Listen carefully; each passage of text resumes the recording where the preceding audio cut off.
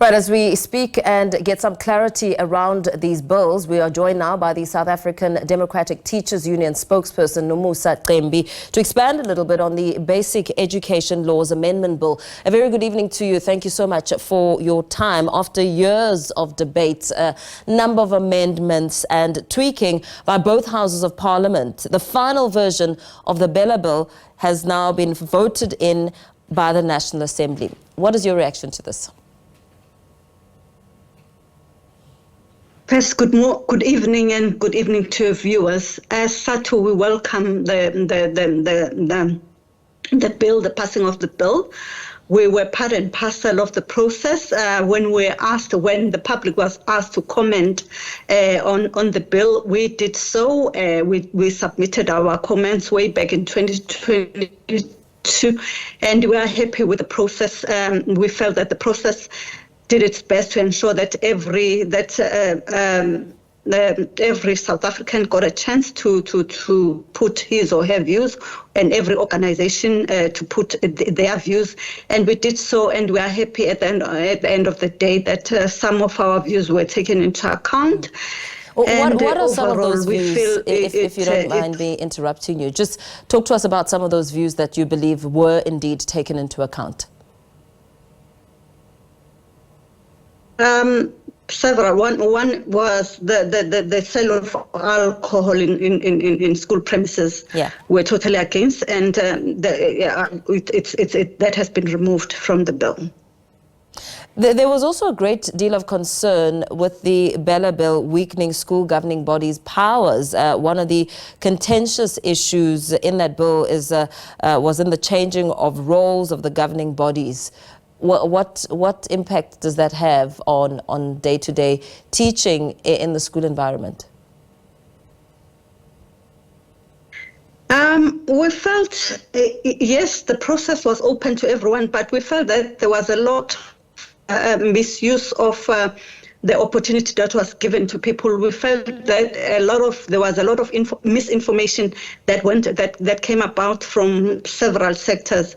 As SADTU, we felt we had no issue with SGBs, and we didn't feel that their powers were being removed, and we felt it was fine to say at the end of the day the HOD, in consultation with the SGB, would make changes or would relook at issues such as mission policy and the language policy.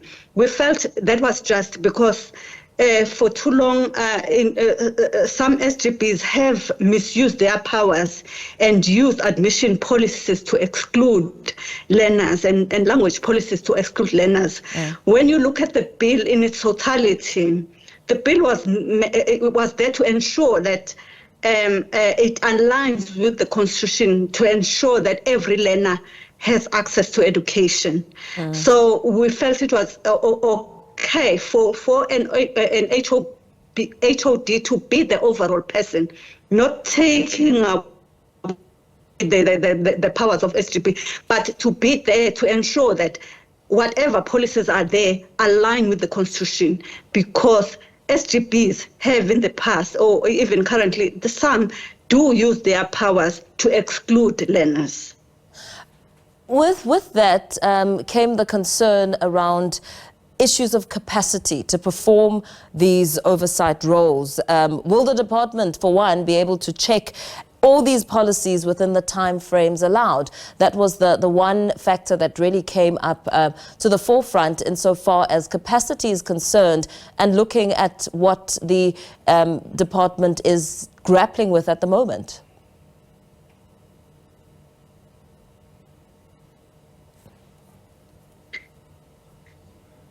We place to ensure that the department or the officials are able to do their duties diligently, and even if the issue of capacity may be an issue, yeah, but we are happy that things are put down in the law, that everyone complies or makes sure that they do what should be done. The issue of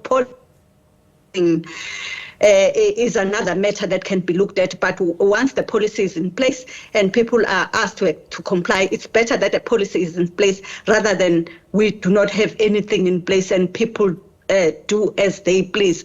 And at the end of the day, a learner loses their right to education. Yeah. We believe that the bill was there to ensure that learners have access to education. Their right to education is not infringed.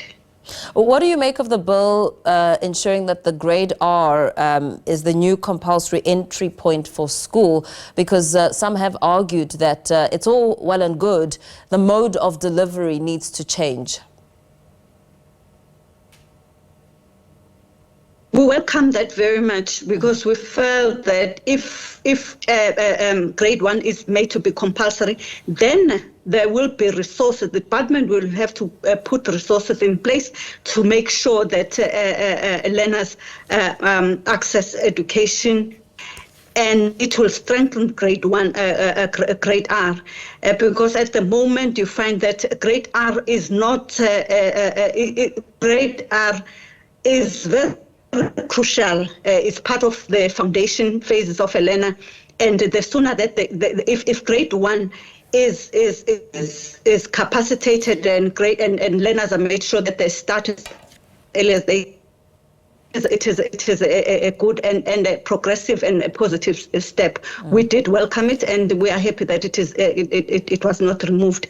It is there, but we did in our recommendations. We said it should also go with capacitating and putting resources so that.